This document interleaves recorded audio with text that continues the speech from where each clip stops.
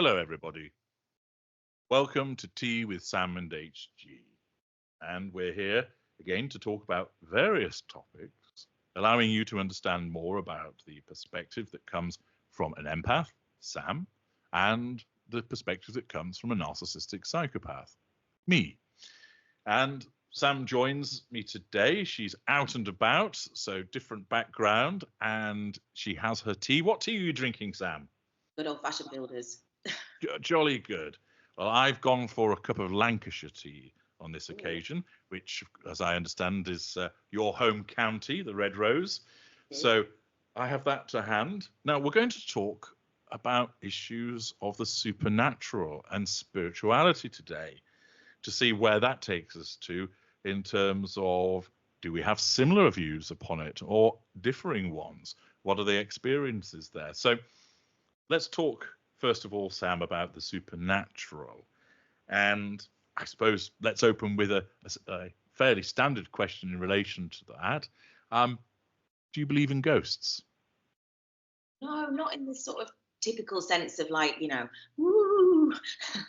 Not like that, but I do. So who's that man over your shoulder? Very good. No, I don't really believe in ghosts like that, but I guess I do believe that there are maybe other dimensions and other realms that we can't see or have access with our sort of everyday bandwidth. Okay. How about you? Have you ever had an experience that you might put in the bracket of ghostly? Not really, no. I mean, I say I haven't really had that sort of experience. I think what I've had more experiences of are, I don't know, like just picking up on certain sort of energies in places. Like, for instance, you can walk into a room and you can feel if there is like kind of weird energy in the place. It's more like that. I kind of more pick it up like that than it being like a specific sort of, a ghost, etc. How about you? Do you believe in ghosts? No. I didn't think you would. Not at all. No. I find it interesting, albeit unsurprising, that now, as we all wander around with a recording device in our pocket that can record both sound and vision, that, isn't it strange how all of these stories about ghosts that used to propagate, we don't see any actual genuine footage of it, even though we're all wandering around with the capability to film it. I'm interested in stories about ghosts. I remember many years ago when I was at my primary school, we went on a trip to the local library and I found a book about ghosts and I stood and read it cover to cover because I found the subject interesting. Although I didn't believe in it, I still found it interesting. I do remember near to my primary school, there was a large house that was empty. And I think that there was sporadic building work that was going on there. Mm-hmm. And the garden of this house backed onto the school field. And when I would walk home from school, my route wasn't one that was often taken by many of the school children. And they tended to live where the school was. There was sort of 4 or 5 different exits from it. And the one that I would go, my route, there weren't that many people that would walk it. So there I am, and it was I think it was in a November, and it was grey. wasn't going dark, but it was a grey day and particularly cloudy, particularly windy.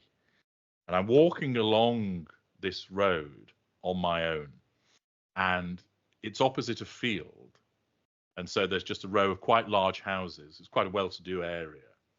And certain of the houses backed onto the school. I've got a reasonable walk ahead of me to get home.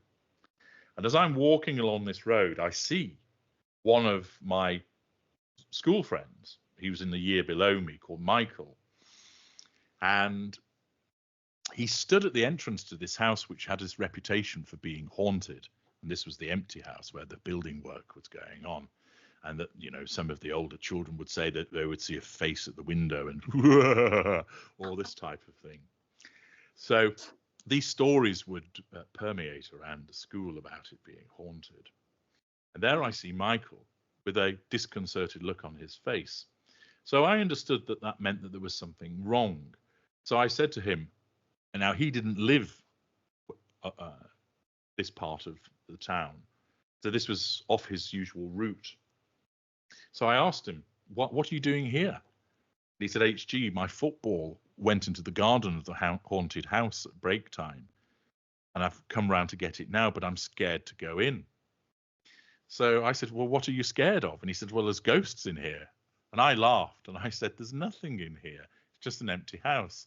He goes, no, there's ghosts. There's that face at the window with a curly nose. I think the face at the window with a curly nose. Okay.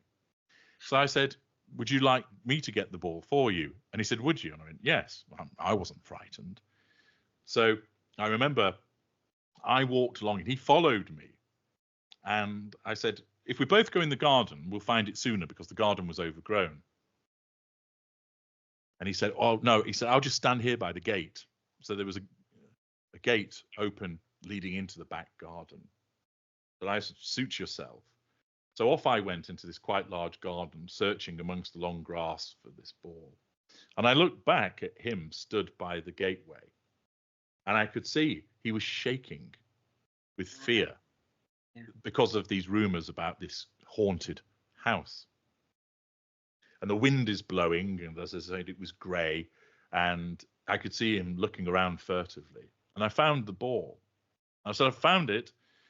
And he said, come on, let's go. And he was very frightened, which I found extraordinary. And as we walked out, the wind blew and slammed the gate shut. And he gave this almost unearthly howl of fright as he then just went racing in the other direction, not even thanking me. He went away so quickly. And I always thought that was interesting that we saw no ghost, had never seen any ghost. And yet that rumor, he's a young boy, of course, but that rumor about a property being haunted had caused such terror in him, even though there was no actual evidence of it. And I remember a few years after that, one of my aunts, my uncle had died, and we'd gone to visit, and amongst the family members were there. I could tell there was some consternation, but I wasn't being told because I was still a relatively young child. And so I badgered because I want to know what is it, what's going on. And apparently my aunt had gone to bed, and that she'd looked out of the window and that she saw my deceased uncle outside the house, stood at the gate, and that she had then gone downstairs and taken the door off the lock to allow him to come in. And then she'd gone back up to bed because she thought he'd been to the pub, and he'd returned from the pub, even though he'd been dead, I don't know, 3 weeks or something like that.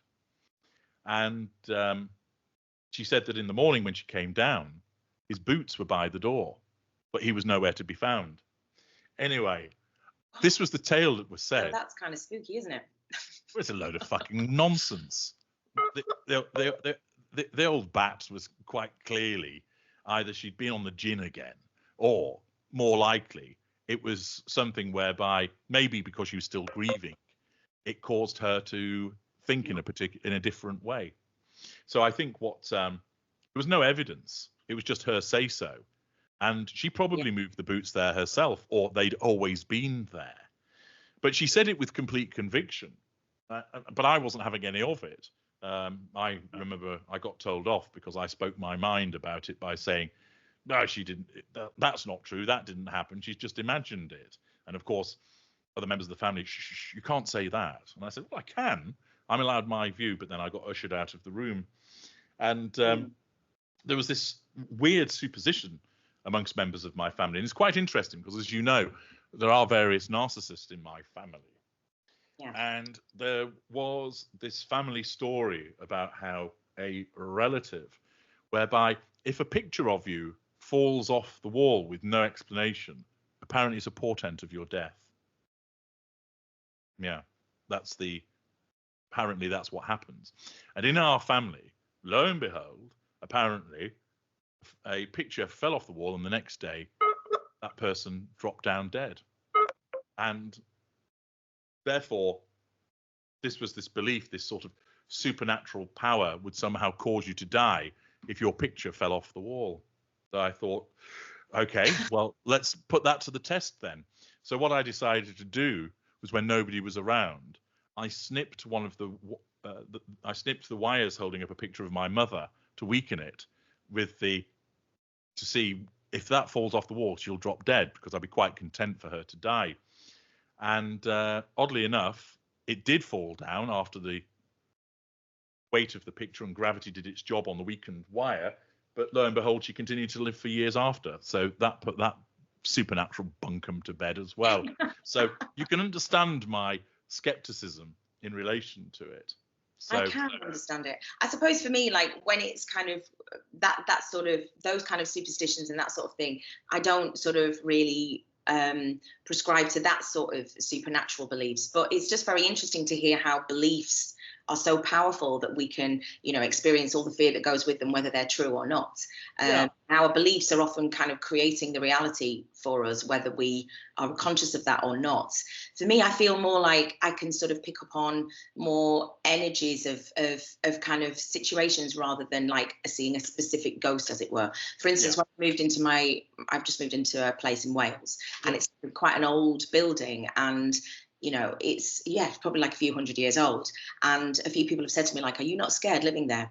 But when I moved into it, I did actually do like a like in the olden days, they used to have housewarming parties. I don't really know if they do that so much anymore. I didn't have a housewarming, but I did like I guess I used sound, and I did like a space clearing thing where I went around and I sort of shook up the energy in the place, which is what they used to do housewarming parties for. It was like sort of expel the energy of the people that were there before, and then, you know, and that was like using a lot of sound, because sound is very powerful. Like sound frequencies have the capacity to change the environment, and then kind of try and imbue it with a more you know, with a new energy, which, you know, again, you can use sort of sound to do that. So that's what housewarming parties were for. But I did that in a different sort of way. But I do feel like spaces, so maybe that's a supernatural belief, but I believe that spaces and land kind of hold the energy of what's been there before. So that could be seen as supernatural. Yeah, I can understand that sound obviously generates frequencies, which can then have an effect upon somebody. For instance, if you're watching a horror film, they'll use very bassy, low sounds because you might not actually be able to distinguish them, but it makes you feel unsettled when you're watching it. So I know that technique. But what sound is there when you've moved into an empty house? There's nothing generating a sound anymore, is there? No, apart from you moving around. There isn't, but like, you know, you can walk into a room and you can feel like if there's like a stagnant sort of energy about the place. And can you? Well, I feel like you actually feel that, do you? Yeah, like you can walk into one space and go, oh, this space makes me feel, you know, uplifted and happy or whatever, and then you can walk into other spaces and you're like, oh, this space makes me feel like weird and interesting. Yeah, I mean, I'm sure, you know, other people watching this will probably relate to that. And also, you know, like sound frequencies, they do have an impact. Have you ever come across cymatic? I think it's cymatics, which is where they kind of play sound frequencies through like plates of sand or through rice. And the sound frequencies will literally create patterns. Yes, I've seen that. Yes. Isn't that fascinating? That is, again, that makes sense because you're creating a sound, which obviously creates sound waves, which then impacts on another medium. So there's a visual representation. That makes perfect sense to me. It's interesting how that you pick up on an energy in an otherwise empty room. Yeah. So I can understand that people talk about, you know, reading the room, that they can pick up on a feeling in a room because in basic terms, if you go into a room where everyone's looking rather sullen and staring at the floor, you think, I think I'm going to have a difficult audience here. Whereas if people are looking at you smiling with expectation in their eyes, you think, they're going to be more engaging with me. So this is a more favorable audience. So I can understand that aspect of things. It is interesting to hear you talk about how an otherwise empty room you walk into and you have a sense of dread or foreboding or being made to feel welcome. Where does that come from? What's generating that? I guess it's kind of probably a mixture of things to do with like the light in the room, whether it's the colours in the room, but quite often it's just a sense. It's just a sense. I mean, I can't even really describe to you what it is. You just get a feeling. Are you actually feeling an energy, or are you interpreting other visual cues? Because you've just explained there. So take, for example, if you're going down into a cellar, which is dark and cold, and you can't see properly, that's likely to cause someone to perhaps feel somewhat anxious, possibly frightened, because they're wary of, I can't see, it doesn't look very welcoming, it's cold. So that temperature cue and those visual cues, I can understand how you would assimilate that information and it would cause you to have a feeling. But and similarly, you walk into a large room which is sunlit and it's got sort of colors that you find inviting, that you may well then feel a sense of warmth or welcome in that room. But again, you're interpreting temperature and visual cues, aren't you? I mean, would it be the case that you would still walk into what is ostensibly a neutral room and then you feel, there's nothing about it that would cause you to, like, if you walk into a room and there's a body hanging from the beam, you say, oh, I've walked into HG's bedroom. No, if you walked into a room with a body hanging from a beam, you're going to find that, one would imagine, distressing, because that's a visual cue. But if you walk into what is ostensibly a neutral space, would you feel anything then? Would you still feel there's like a presence, or? No, not necessarily, but there are some spaces that I can walk into which might just feel neutral, but I can feel, the only way I can sort of kind of really quantify this is, so when I moved into my house, I did this kind of ceremony, I guess, a home blessing / space clearing ceremony on my home, which was to kind of expel the old energy and bring in new kind of, I don't want to use the word high vibe because that just makes me sound like an absolute tosser, but like, like wants to kind of bring in a sort of positive light energy, and using sound to do that. And I could feel the difference before and after. So I don't necessarily know if anything weird happened at my house before I moved in there, but that's just something that I always do when I move somewhere. I space clear it using sage and using sage. Are you a Native American Indian? No, I'm not, but like that, you don't have to be Native American Indian to do that. People so okay, using sort of smells and sound to just kind of shake up the stagnant energy in the place and clear it, and then imbue it with a different sort of energy, a more. And do you actually feel a difference thereafter? I do. And what's interesting is that whenever people do come to my homes, people often say when they walk in, "Oh, your home's got really gorgeous energy about it." And they do. I mean, I'm not just saying that. People quite often do say that, and I go, "Oh, that's interesting," because I've made a conscious effort to do that. And so I always find it quite interesting when people actually notice that when they come into the space and go, yeah, that is interesting. I mean, I've heard other people talk about the energy that they experience often in a home or in a property, in a room. But to my mind, I'm scratching my head as to, well, where does this come from? Again, I fully understand a feeling that's generated from what people see, because certain things are viewed as more welcoming than others. That makes perfect sense to me. Yeah. And one would look around a property and it's well maintained, the rooms are spacious, you can see where your furniture would go, it lets in a lot of light, it's quiet, etc. Then you would deem that that's a welcoming property to you. But it is interesting to hear you talk about sort of an intrinsic energy. You mentioned just then, Sam, about how had anything, sort of paraphrasing what you said, but something untoward that had gone in the past. So tell me how, if something untoward had gone on in the past of your new home in Wales, how does that affect you in the now? Well, I don't know, because I don't know if anything untoward did happen in that space. Let's assume that there were. How does it affect me now? In the days of yore, that there was a brutal murder took place. That there was that the master of the house came back and, in a fit of pique, murdered his wife most savagely, and then beat his breast and left the property, leaving her lying there in a pool of blood. And it's now said that on the 27th of October each year, the blood curdling wails of the deceased can still be heard. So there's a murder has been committed 200 years ago in your property. Mm-hmm. How does that affect you now? Well, it doesn't sort of intrinsically affect, except for just that if you know that, that's kind of a really unpleasant sort of knowledge of something brutal that's happened in that space. And for me, I wouldn't really want to sort of be in that space. Why? I don't know. I can't really explain to you why. It would feel like, yeah, the imprint of that situation was still present in some way, unless, you know, I don't know. I know. Do you think that the events in the past resonate in the now? Well, what is the now?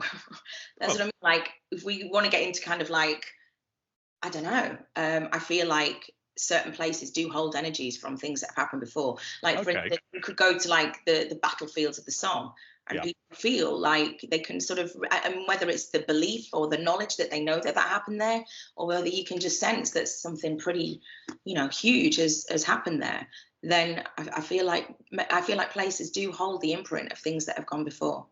Okay. Again, if someone has gone to, and it's a good example saying where the Somme took place, that person goes there knowing that thousands of people lost their lives. Yeah.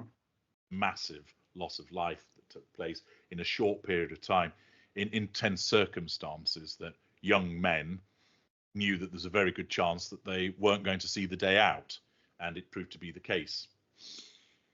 But that person's been fixed with that knowledge, so it's very easy then to say, oh yes, I feel the energy of the, you know, the slaughtered troops here. If someone was taken to a place that they had no knowledge about, and then they started to explain that they felt something and could describe it more accurately, that would be interesting. Well, so this is interesting. When I moved into my house in London, both of my children and myself, I just felt like a weird energy in that place, like really, really weird. And my son was quite young at the time, and he actually he said to me a couple of times, I feel like someone is watching me. Really? Yeah, and he was, you know, he was reluctant to even share this with me because he didn't want me to think he was, you know, he was only a really little boy at the time. And I said to him, well, have you looked at what you think is looking at you? Like, have you tried to sort of connect with it in any way? Do you know it's definitely something which is it a malevolent or is it a benevolent? It could be, I don't know, like, what have you tried to sort of understand what it is that's trying to connect with you? And he was like, no, I'm too scared. And that's when I first kind of got into this thing about space clearing, because I got, you know, somebody to come round and kind of shake up the energy in the place and try and exercise whatever that kind of bad thing was. So my son doesn't know anything about that kind of thing. He was a little boy, but he could definitely feel something. And to be fair, when I first moved in there, I also felt uneasy in that place, way more uneasy in that place than I did in my place in Wales, which is an old building. Yes. You could look at it and go, that's way more spooky because it's like a house in the countryside. My house was a terrace house in London, but there was something in that space that just felt weird to all of us, but my son in particular was picking up on something. And I don't think he has, I don't know, I mean, like, obviously he watches Scooby-Doo and things like that. Of course, our beliefs and our knowledge we can project that onto all kinds of things. So I'm very much aware of that. But he felt that there, but he hasn't sort of mentioned that in this new place that we live in Wales. So I see. I mean, I'm interested in this because it won't surprise you to hear that when I walk into a room, I don't, as I mentioned earlier on, I have the cognitive ability to understand the mood of a room with the people that are in it. But if I walked into an empty room, and leaving aside issues of lighting and temperature, etc., I never experience, ooh, there's a particular energy about this place. I never do. And this is what's interesting to me, because as I've explained before, that whilst I am entirely cynical about the existence of ghosts and all of that type of stuff, I recognize that people have differing perspectives, and that your perspective is such that you pick up on this presence of energy. So I don't, you do, but we're both genuine in our perceptions. Of course, yeah. I'm not saying, oh, I don't pick up any energy when I actually am. I'm not lying. I just don't, but you do. And that causes me to wonder, because I do believe that with many of the supposed sightings of ghosts, that it's caused by some people just bullshitting because they want some attention. So they make up a good story. And I think a lot of that comes from that, is it's tales around the campfire, and then it gets passed on. That somebody makes up a tale about a particular place so that it's a good one to keep passing on, you know, the haunted inn and all this kind of thing. Because there's also the point that these ghosts, old inns, old houses, rectories, castles. But I've never really heard many people saying, yeah, there was a ghost in aisle 5 at B&Q lurking amongst, yeah, or the ghost of the Shell petrol station hanging around at pump number 4. People don't talk about that. So there's almost this, it's got to be linked to something which creates the idea of it being a bit spooky. And so I think much of it comes from people just telling tall tales. And then I think some people are genuine, but it's, for instance, I saw something out of the corner of my eye, and you probably saw a curtain flapping. And because your brain plays tricks on you in order to make sense of the world around you, that was interpreted as a spectral figure that was moving by. Or that there was a, you know, oh, there's a strange drop in temperature, which is just linked to the fact that you're in an old house that isn't heated very well, and it's nothing to do with the presence of something spectral. So I think there's a lot of things that are explained there. But I also do, because I am a believer in differing perspectives, I think that there are some people that genuinely have a capability to see things that maybe other people do not. I think so too. I think so too. Yeah, absolutely. I mean, where I have kind of seen other things, and I've spoken about this before, is like I have worked with psychoactive plants. And so obviously you can say, oh, you're just kind of hallucinating or whatever. But what these plants enable you to do, like psilocybin or ayahuasca, for instance, they open up the third eye, that your pineal gland, and they expand your capacity of your consciousness, like what you can see. Yeah. So in that state, I have definitely seen things which would, you know, where I can see beings that are not of this material realm. Okay. And what were those beings doing? Well, this is when I first woke up to narcissism. I saw an entity attached to a man that I was in a relationship with, who was a spiritual guy. Yeah. And I could see an entity working through him that had, this is going to sound absolutely bonkers. I know it's just a metaphor for what was actually happening, but yeah, with sort of tentacles coming out of him, and he was literally sucking energy out of other people. This is before I understood or knew anything about narcissism. That was the vision that was shown to me, or that I was experiencing in that state, was showing me that. And so that was kind of really weird and disturbing. And this is what kind of woke me up to the fact that some people... Do you think that's an interpretation by your brain of the scenario that you were in? And in a way, having taken the substance, it almost colours in what's going in for you? Well, I guess so. But I mean, I had never heard of narcissism. I do nothing about fuel or any of the things that you talk about. This is right at the very beginnings of my waking up to this whole phenomena or situation, these entanglements. I had no point of reference for that vision whatsoever, except that's what it was showing me. So, you know, I guess it was trying to warn me of the nature of this man. So what the entity was, or just the vision was? The vision was trying to warn me this was not a safe place for me to be with this man. But that's what it was showing me. It was showing me him sucking energy out of people. I guess what you call fuel out of people. Okay, riddle me this then. Okay. I took mushrooms a number of years ago. Yeah. And it was in an apartment that I was living in. Mm-hmm. And it was a friend of my then intimate partner, primary source, who'd come for the weekend. Yeah. And he brought these mushrooms, and I remember he made this concoction using Ribena, which, for those who don't know, is a blackcurrant drink. Mm-hmm. And we quaffed this brew, and we'd set it up so that I had this very large living room, high ceilings. So there was a open fire, curtains were closed, low music was playing. The lamps were turned down low. So apparently this was an environment that was conducive to seeing the images. And I went and looked in the mirror, and I watched as my features changed. Yeah. Okay. And that they became, for want of a better description, diabolic. that I grew the horns from the top of my head, and that my eyes narrowed and became red, and that my features changed, so that going from a ruggedly handsome young man to this quite sinister looking diabolic figure.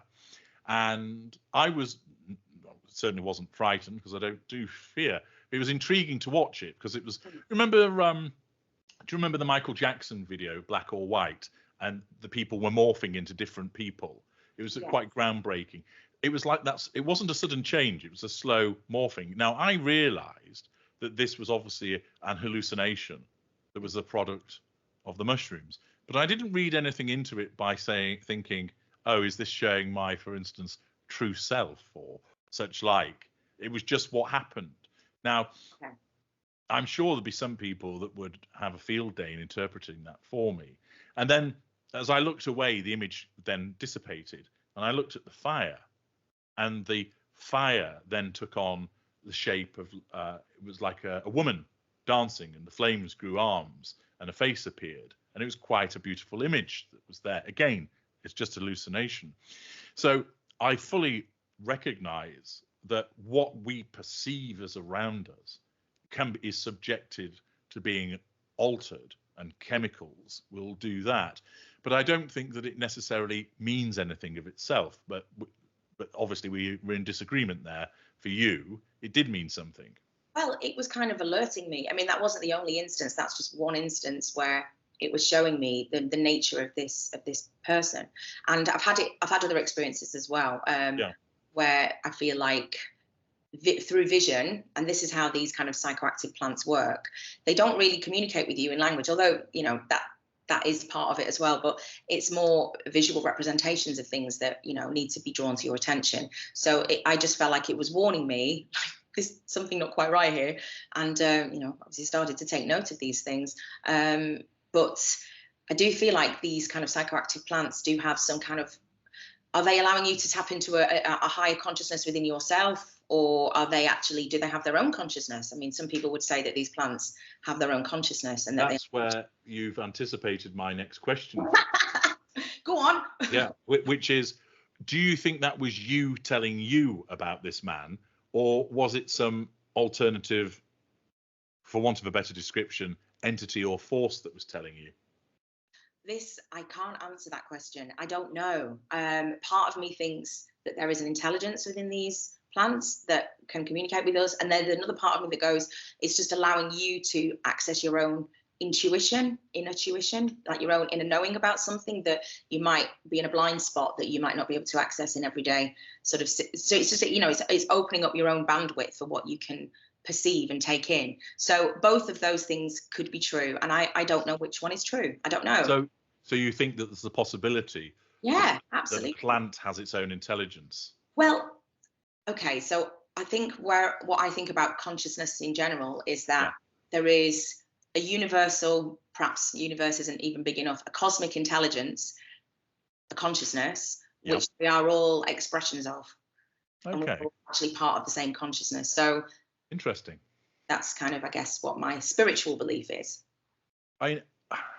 I suppose at some level, you talk about, you know, a plant potentially having some degree of intelligence. I remember in the film Rollerball, the original one, not the remake, the one with James Caan in, and his good pal, I think it's Moonshine. They're playing against a Japanese team and they target him. They rip off his helmet and they punch him in the back of the head, giving him brain damage.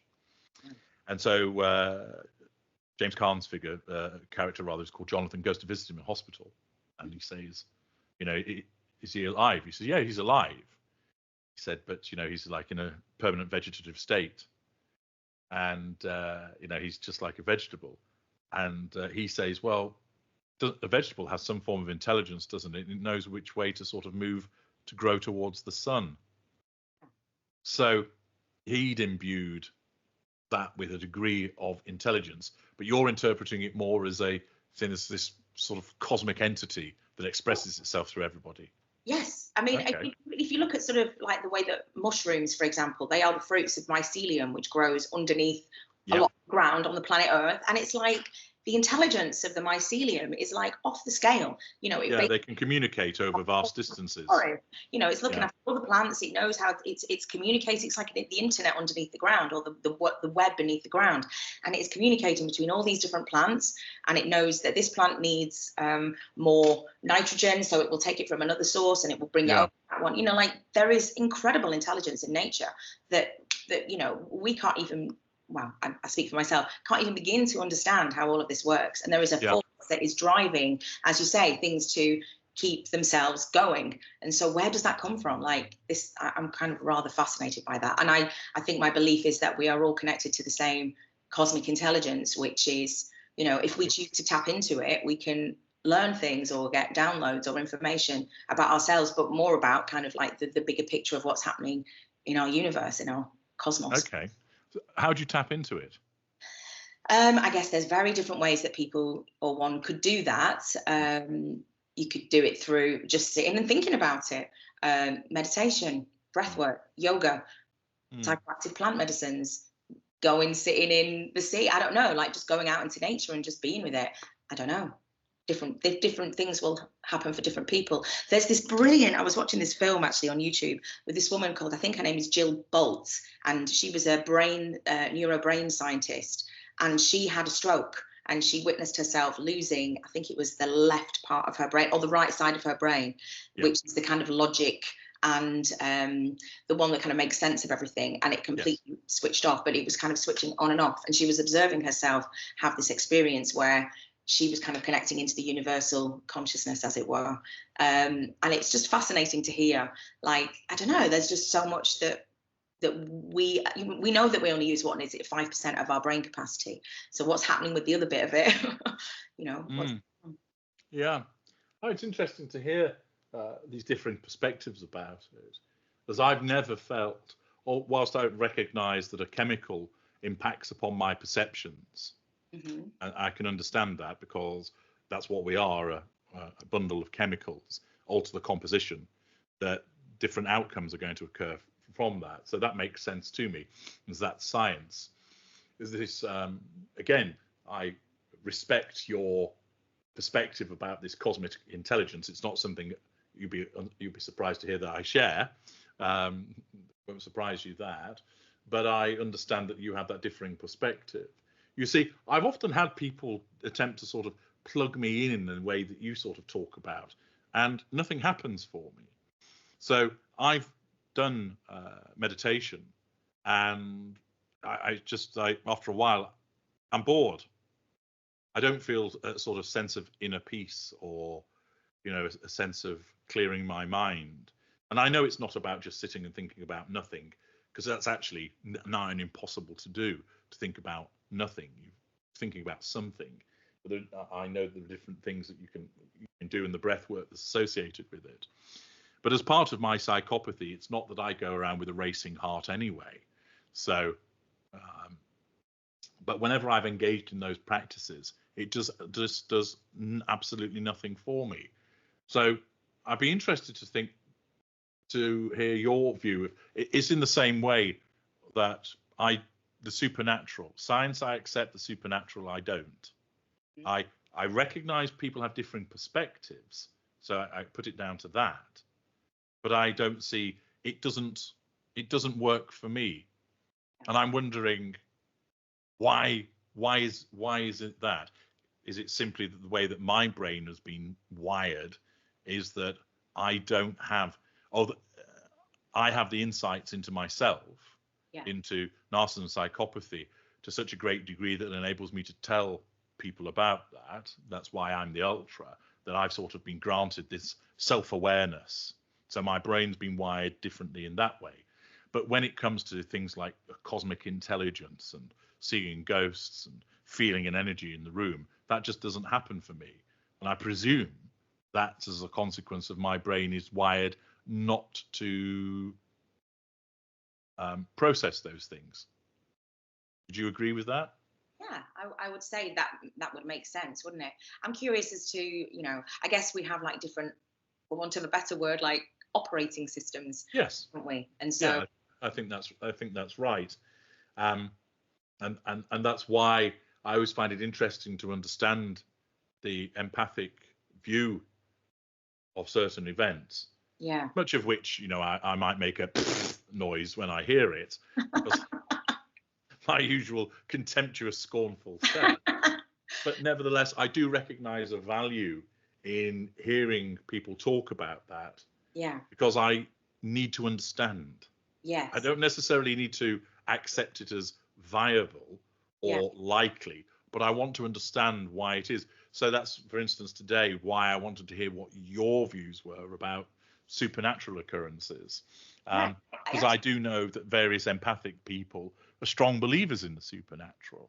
Yeah. That I've come across in past partners who, believe in ghosts. They believe in that, there was a spirit that caused something to happen, that they're able to, this, immediately springs to mind is the Norwegian princess who is in a relationship with the narcissist. I've spoken about a couple of times. Not Mary Method. She's the other one who is a narcissist, but I'm forgetting her name at the moment. Who's married to or in a relationship with a black gentleman. She believes she can speak with the dead. Yes, I mean, there's a lot of, I sort of, my journey hasn't really taken me into kind of going to see psychics and mediums. But something that I did want to kind of have a chat with you about is, do any of your clients, any of your people that contact you, do they ever talk about something called psychic attack from narcissists? Because this is something which I have experienced, or I feel like I've experienced. Whether it's actually happening or not, I don't know. But I have experienced from one person in particular who you put through the narc detector, came back as a narcissist, a spiritual narcissist. I felt like psychic attack from this person. Okay, tell me about that. Tell me what happened there. I felt, so I guess it's an element of ever presence. I just felt like I could not get them out of my brain, I felt like they would infected my body. They were crawling under my skin. I felt like they were attacking me through like astral realms. I know that sounds bonkers, but I'm guessing people that are watching this, some people will probably have experienced a similar thing. Well, sorry to cut across you, Sam, but let's break it down. So I can understand you thinking that they're on my mind all of the time. And I've done a video about why empathic victims have that sensation of the narcissist being on their mind all the time. That makes sense, and it's generated by your emotional thinking and your response to the trauma that you've experienced as a consequence of the abuse. So there we are. And as you touched on, ever presence, that you see the narcissist everywhere. But when you use the phrase psychic attack, to my mind, that almost conjures up the idea of the narcissist stood there with his fingers on his temples, and that you're somewhere else, and all of a sudden you get a blinding, searing pain in your head and fall to your knees. It's not quite as extreme as that, but it's not far off it, and that is kind of how it feels. I'm not even exaggerating. This guy in particular was the one that I met in the ayahuasca community, and he did tell me before I kind of started to suss things out that he would do distant energy healing with people. And then he also told me that he used to send energy to his ex-wife. And as I started to wake up to him, I started to think, what kind of energy is he sending to her?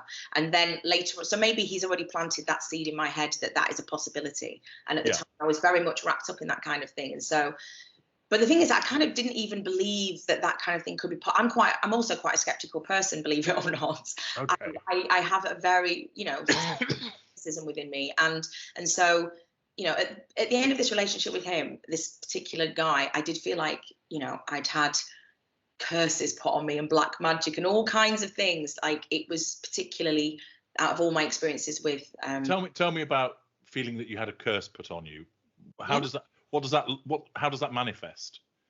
It was just a sensation that I felt like it was a sensation. So it wasn't the case that all of a sudden your house was infestated with frogs. No. It was more to do with, okay, I'm just going to be really honest. I felt like he'd cursed me that I could never fall in love, or I could never have a healthy relationship, or you know, and also I felt like he cursed me because I couldn't stop thinking about him, and it was like an obsessional. So I guess it's a thing of ever presence, isn't it? Like when I so as a consequence of thereafter, the next 3 relationships don't go anywhere. You then think to yourself, oh, I've been cursed. Well, I actually thought that before I went into any more relationships. I mean, it made me not want to have a relationship. Okay, so then in a sense, that's like the damage that your self-esteem has suffered. Yeah. I mean, I guess, you know, I'm projecting my own life experiences up until that point onto that situation, but it was particularly weird. That was such a disturbing and sinister kind of dynamic. It's interesting. I have had instances of clients that I've spoken to that have made reference to some form of, they might not have used exactly this phrase, but psychic attack. In one instance, I know the individual was a heavy user of cannabis, so I advised them to lay off the drugs because I think that was what was affecting their judgment in that regard. In other instances, I think there are it was also what has been interesting is that in the instances where I recall that being mentioned, there were other symptoms being exhibited that individual was not in the best of mental health, wellness, that they were clearly, for instance, experiencing fractured thinking and high levels of paranoia, which could be consistent with paranoid schizophrenia.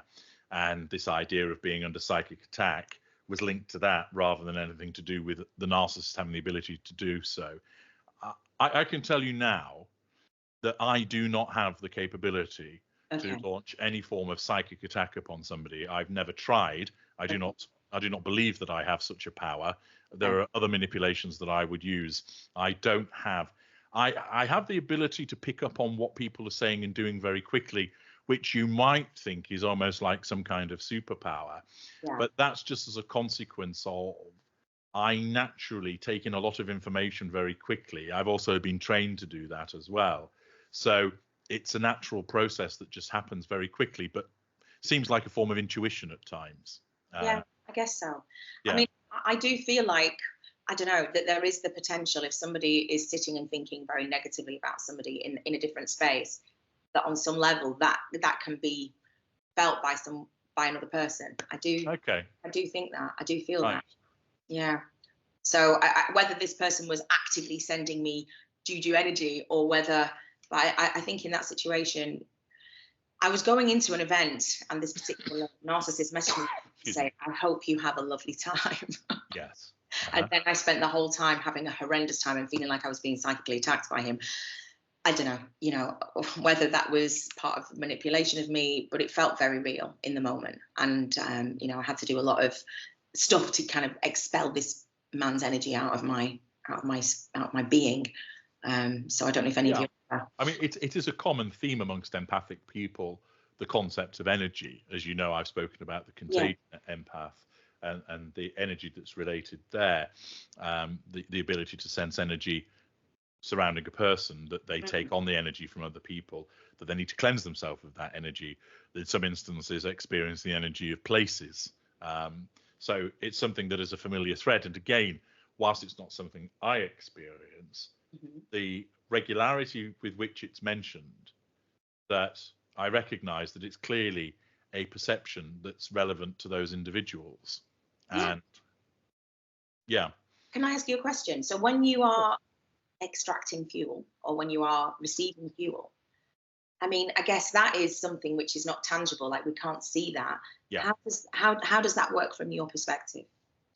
Well, a tendril bursts from my chest and moves through the ether and then goes onto your face, and then I start sucking all the fuel out of you. That's how it works. But you can't see it, but I can. No, the receipt of fuel is as a consequence of picking up on a response from the person that I'm interacting with. So as you and I are talking now, okay, I can see that you're engaged in what I'm saying because you're not flicking through a magazine, you're looking at the screen, you're nodding when I'm talking. So that acknowledgement of my presence is providing me with fuel. It validates that I exist and that I am matter. and gives me a sensation, although it's not, I'm not sort of fizzing with fuel at this point in time. I feel the sensation associated with power over you, because you're responding to me, that you're talking to me. So that's what the fuel feels like, and that's what the fuel looks like. You can't see anything going through the air from you to me. There's nothing tangible there. I don't see, I don't know, golden molecules in the air coming towards me. Yeah. But what there is, and so you're laughing now, which is more fuel for me, you see, because your laugh, which I can see and can hear, and the viewers can see and hear, it's not fuel for them for two reasons. One, the vast majority of people watching this aren't narcissists, therefore don't need fuel. And the small number that might be narcissists and are unaware of it who are watching this, your laughter's directed to me, not to them. So it's not fuel for them, it's fuel for me. But it is seeing your response. So if we lived together and you brought me a cup of tea, seeing you bringing a cup of tea is fuel for me. So it's that action. So seeing you doing certain things which are directed towards me or caused by me. So for instance, if I said something nasty to you and you cried, that's negative fuel. I see your tears, so that tells me you've reacted because of me. Therefore, I matter and I have power. So again, it isn't the case that they're sort of these azure molecules floating through the ether towards me as I'm drawing in the fuel. But in a way, there might as well be as a representation of what it is. But I don't see anything. I feel the validation and the power that comes with it. Oh, interesting. I've just find it fascinating. Yeah. So, I mean, in a similar way, although it's not exactly the same because it's different beasts, but when you're praised, you feel good about it. So if somebody says to you, "That was a brilliant performance tonight, Sam, you know, darling, you were wonderful. You really were quite good," you know, and they give you a bouquet of flowers, and it's genuine praise, and richly deserved, you feel good about it. Of course, yeah. So what's the difference then between us? Like, the difference is that mine is not such a feeling of feeling good because I've been praised, but a feeling of power over that person because they're responding to me. That's the difference. Okay. But whilst you like praise, and everybody likes to be praised, you don't need it. That's the difference. Whereas my kind, we need that fuel. So that's the difference. Wow, so fascinating. So fascinating. Yeah. Thanks for explaining that, because that's you're most welcome. Interested in really is this kind of transaction of the transactions that it is. I mean, it's interesting because, just touching again briefly before we have to end on the supernatural, of course, often my kind are called energy vampires, that we take the energy out of people. And in a sense, I can understand why people would say that, because we of course take fuel from you, so we are taking and fuel is energy, and we're leeching it from you. Yeah. And so in some respects also, that an existence with a narcissist is a very draining experience for the victim. Absolutely. And I know from my own experiences, like I can see I actually look different after I've been with somebody for, for maybe, like 9 months or something. I can see the difference in how I look. But it's not the case that I'm sucking the energy out of you so that you then feel depleted. It isn't that immediate. Okay.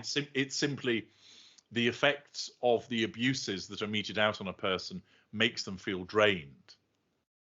But do you not think there is actually some transference of energy? No, I don't think there is. Do you think there is? You do. Yeah, because I can feel it.